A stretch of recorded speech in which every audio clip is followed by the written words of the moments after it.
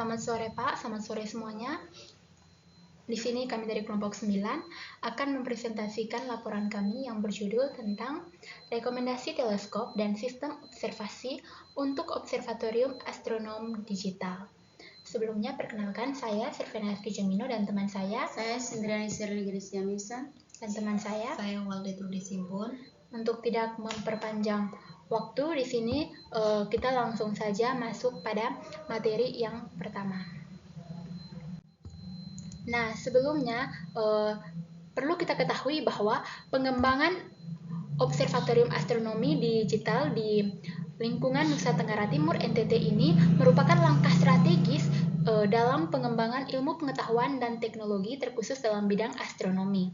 Jadi, pemilihan lokasi ini berdasarkan karena lokasi NTT ini sangat ideal dan juga khususnya dalam bidang memiliki langit malam yang cerah serta terbebas dari polusi cahaya. Nah, namun sebelumnya kita harus mengetahui apa itu teleskop. Jadi teleskop itu sendiri adalah alat utama yang digunakan untuk mengamati objek-objek langit, dan jenis teleskop yang dipilih harus sesuai agar tidak mempengaruhi kualitas. Oke, baik. Kita masuk pada tinjauan teoritis. Yang pertama itu jenis-jenis teleskop yang dipilih, yaitu yang pertama ada teleskop refraktor. Jadi teleskop refraktor ini bentuknya seperti ini, dan teleskop refraktor ini menggunakan lensa untuk membentuk gambar. Jadi ia menggunakan lensa untuk membentuk gambar, dan juga cahaya yang masuk melalui lensa utama dibiaskan sehingga menghasilkan gambar yang jelas dan jernih. Yang kedua itu ada teleskop refraktor, yaitu menggunakan cermin untuk memfokuskan gambar. Yang ketiga itu ada teleskop radio, yaitu menggunakan gelombang radio untuk mengamati objek. Dan yang keempat itu ada teleskop inframerah, yaitu menggunakan radiasi inframerah yang merupakan bagian dari spektrum elektromagnetik yang memiliki panjang gelombang yang lebih dari cahaya tampak. Nah, yang kedua itu kita masuk pada light gathering power and resolving power, di mana bagian ini merupakan hal penting dalam observatorium. Yang pertama itu kita masuk pada kemampuan mengumpulkan cahaya. Nah, kemampuan ini adalah kemampuan teleskop untuk mengumpulkan cahaya dari objek-objek langit yang dapat dituliskan secara matematis A sama dengan pi d per 2 kuadrat. Nah, faktor-faktor yang mempengaruhi itu ada diameter aperture, ada waktu, ada kualitas optik, dan pentingnya light gathering power ini di mana dia membantu dengan pengamatan objek yang lebih jauh dan juga detail gambar yang diberikan lebih jelas. Yang kedua itu ada resolving power atau kemampuan memisahkan objek. Nah, kemampuan memisahkan objek ini dia dapat membedakan dua objek yang berdekatan satu sama lain sehingga dapat dituliskan secara matematis theta sama dengan 1,22 lambda per D. Nah, faktor-faktor yang mempengaruhi itu ada diameter, ada panjang gelombang, dan ada aberasi. Nah, pentingnya hal ini yaitu yang pertama, memungkinkan astronom untuk mempelajari detail halus dalam struktur objek seperti galaksi dan bintang.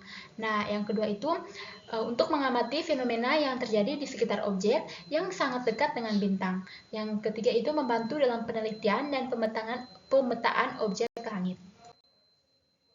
Nah, yang kecil kita masuk pada reflection atau pembiasan, di mana fenomena ini cahaya berubah arah saat melewati batas antara dua medium dengan indeks bias yang berbeda. Nah, dia juga dalam prinsip kerjanya itu sesuai dengan hukum Snell, yaitu N1 sin theta 1 sama dengan N2 sin theta 2. Nah, aplikasi ini penting dalam teleskop karena dia menggunakan lensa untuk membiaskan cahaya dan membentuk warna. Yang kedua itu ada difraksi, di mana difraksi ini adalah fenomena penyebaran gelombang cahaya saat melewati celah sempit atau di sekitar tepi objek. Yang ketiga itu ada dispersi, yaitu di mana pemisahan cahaya seperti spektrum warna saat melewati medium seperti lensa atau prisma. Nah, selanjutnya kita masuk pada CCD dan teknologi deteksi cahaya lainnya. Yang pertama, CCD. CCD adalah sensor gambar yang sangat sensitif dan banyak digunakan dalam astronomi untuk mendeteksi cahaya. Jadi prinsip kerja dari CCD ini yang pertama di mana cahaya yang jatuh pada CCD itu menghasilkan pasangan elektron dan lubang di dalam semikonduktor. Nah, setelah itu elektron yang dihasilkan disimpan dalam piksel dan setelah itu exposure selesai sehingga menyebabkan elektron dipindahkan ke amplifier dan dikonversi menjadi sinyal digital yang menghasilkan gambar. Nah, yang kedua itu ada complementary metal oxide semiconductor, yaitu teknologi sensor yang digunakan untuk mendeteksi cahaya, yaitu seperti ada CCD, ada CMOS, ada di mana dia mengubah cahaya menjadi sinyal listrik, tetapi dengan cara yang berbeda.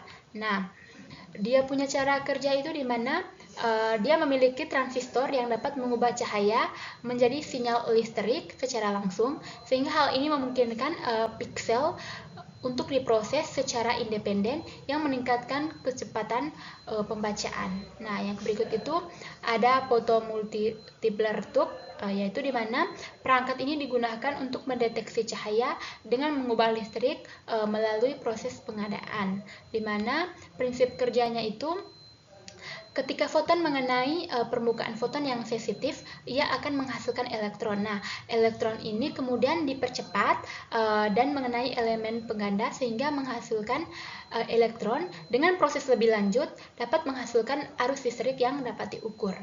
Nah, yang berikut, jadi bagian-bagian tadi itu dia memiliki kelebihan dan kekurangannya masing-masing.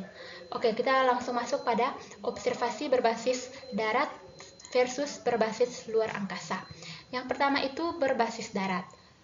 Nah, observasi berbasis darat ini dia memiliki kelebihan seperti biaya, aksesibilitas, dan pengamatan jangka panjang. Jadi biaya yang digunakan dia relatif lebih murah dan aksesibilitasnya serta pengamatannya dalam jangka panjang. Namun dia juga memiliki kekurangan di mana di bagian atmosfer bumi dan juga terbatas pada spektrum tertentu. Nah, sedangkan observasi berbasis luar angkasa ini dia memiliki kelebihan kualitas pengamatannya itu lebih bagus dan juga spektrumnya lebih luas serta pengamatannya dapat dilakukan secara berkelanjutan. Namun, dia memiliki kekurangan seperti biayanya lebih tinggi, aksesibilitasnya di mana dia jika sudah diakses dia susah untuk diubah karena dia bersifat di luar angkasa. Yang berikut itu waktu tunggu untuk datanya itu sangat lama. Oke, waktu selanjutnya saya berikan kepada teman saya untuk mempresentasikan tentang identifikasi masalah. Baik, jadi kita masuk pada identifikasi masalah yang dimana untuk merancang dan merekomendasikan sistem observasi yang lebih ideal bagi observatorium astronomi digital di Nusa Tenggara Timur. Kita perlu melakukan identifikasi kebutuhan dan permasalahan berdasarkan beberapa aspek penting sebagai berikut. Yang pertama, kondisi lokasi geografis NTT, yang dimana pertama langit gelap dan minim polusi cahaya. Yang dimana di daerah NTT lebih relatif jauh dari pusat kota besar, menjadikannya lokasi ideal untuk observasi astronomi di malam hari. Yang kedua, ketinggian wilayah dan topografi, yang dimana banyak di daerah NTT seperti Pulau Timur dan Pulau Flores memiliki dataran tinggi dan perbukitan.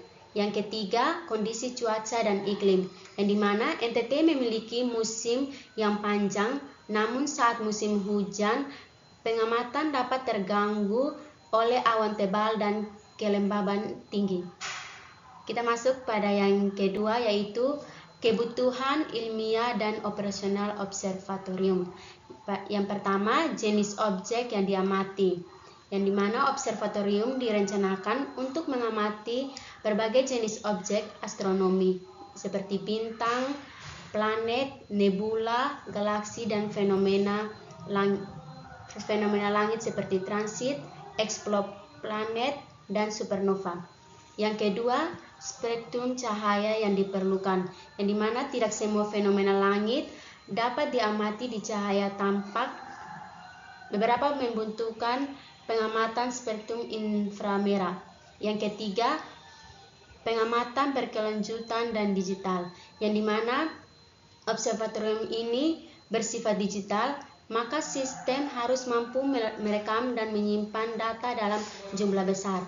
Kita masuk yang ketiga, yaitu tantangan teknis dan keterbatasan. Yang pertama, pemilihan jenis teleskop, yang dimana kita harus mempertimbangkan keterbatasan cuaca, kebutuhan panjang gelombang, resolusi, serta kemampuan menangkap cahaya. Yang kedua, peralatan pendukung. Yang ketiga, temas pada sumber daya manusia dan infrastruktur. Kita masuk pada bagian yang keempat, yaitu aspek biaya dan efisiensi. Yang pertama yaitu biaya konstruksi dan operasional. Yang kedua, efisiensi jangka panjang, yang dimana sistem harus tahan lama dan mudah diperbarui. Kita masuk pada berikut, yaitu observatorium di darat versus di luar angkasa. Aspek yang bagian pertama yaitu biaya, yang dimana di bagian di darat lebih murah, di luar angkasa sangat mahal. Aspek yang kedua yaitu akses dan pemeliharaan, yang dimana di bagian di darat mudah diperbaiki, di luar angkasa tidak bisa diakses setelah diluncurkan. Yang ketiga yaitu aspek yang ketiga yaitu kualitas data, yang di bagian di darat terpengaruh atmosfer, di luar angkasa data jernih dan stabil. Yang aspek keempat yaitu teknologi tambahan, yang di bagian di darat bisa dilengkapi adaptif optik, yang di bagian luar angkasa tidak memerlukan koreksi atmosfer.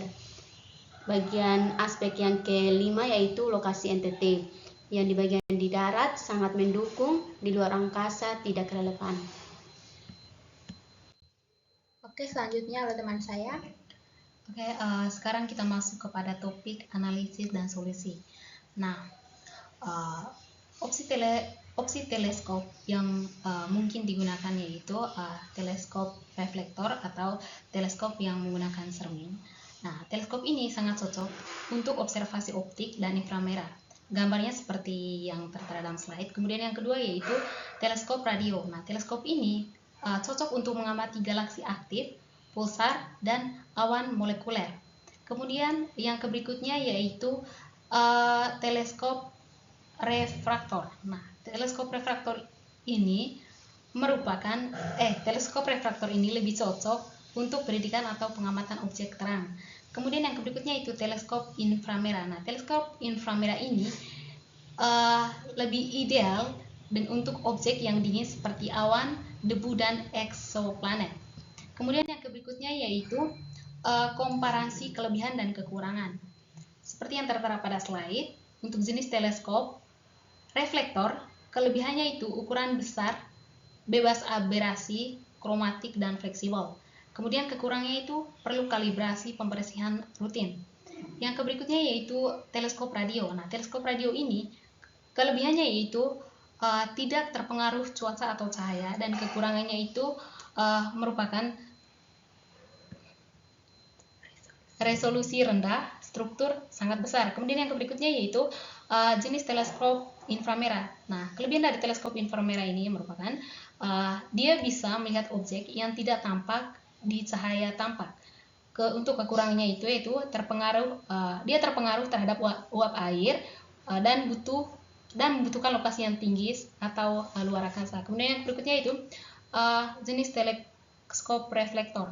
Nah, kelebihan teleskop reflektor ini merupakan sederhana dan tahan lama. Untuk kekurangannya yaitu aberasi kromatik dan mahal jika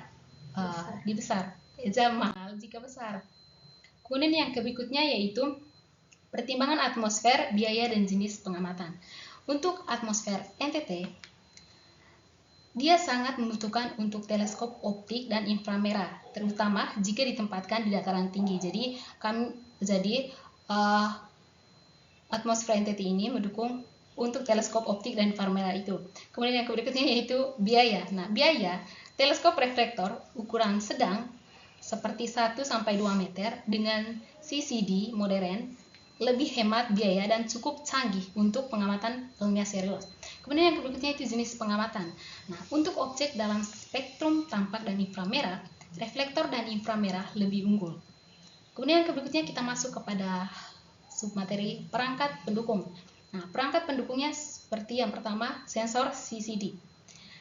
Teknologi utama untuk pengamatan optik.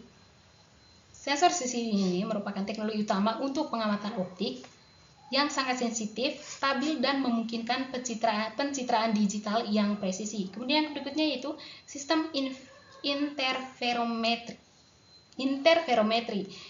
Interferometri ini bisa ditambahkan pada sistem radio dan inframerah untuk meningkatkan resolusi, namun dia mahal dan kompleks. Kemudian yang berikutnya yaitu kontrol otomatis dan robotik.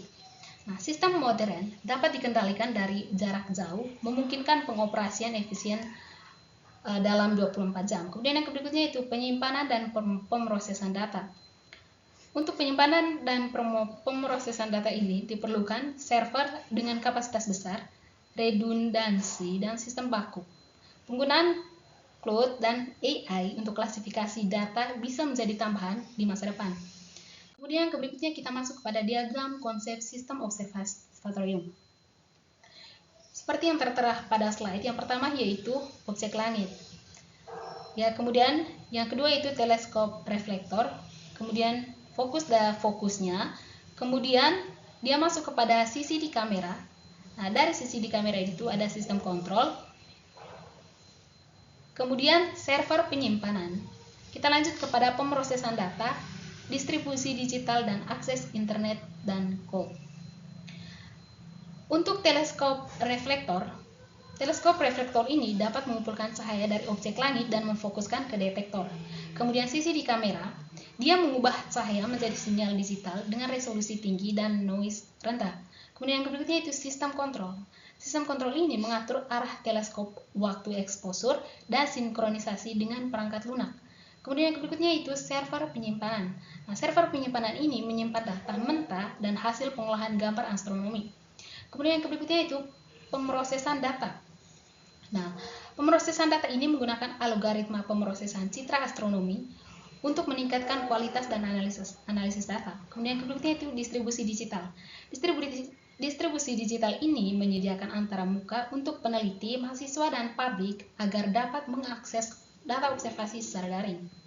Kemudian yang berikutnya itu rekomendasi. Nah, berdasarkan hasil analisis kebutuhan observatorium, kondisi geografi di Nusa Tenggara Timur, serta studi literatur tentang jenis teleskop dan teknologi astronomi digital, berikut adalah rekomendasi rekomendasi dari kelompok kami. Yang pertama untuk jenis teleskopnya itu, kami merekomendasikan jenis teleskop yang bernama reflektor. Nah, jenis teleskop. Kemudian untuk sistem deteksinya, kami menggunakan sistem deteksi sensor CCD. Kemudian untuk lokasi observatorium,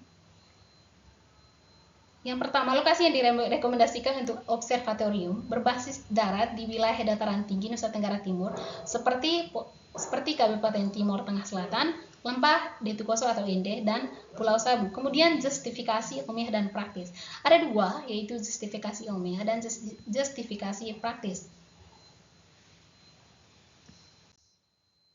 Oke, kita masuk pada kesimpulan. Jadi, berdasarkan pemaparan yang sudah kami jelaskan tadi, bahwa analisis mendalam tentang berbagai jenis teleskop, sistem deteksi, serta pertimbangan geografis dan teknis, dapat disimpulkan bahwa teleskop refraktor berukuran sedang 40-80 cm dengan sensor CCD adalah pilihan terbaik. Jadi, teleskop ini menawarkan keseimbangan optimal dengan biaya, efisiensi pengamatan, dan kualitas citra yang baik. Nah, jadi keunggulan pendekatan itu menggunakan pendekatan di darat yang memiliki kemudahan dalam akses, efisiensi biaya, serta kemampuan untuk melakukan pemeliharaan. Jadi sekian dari kelompok kami.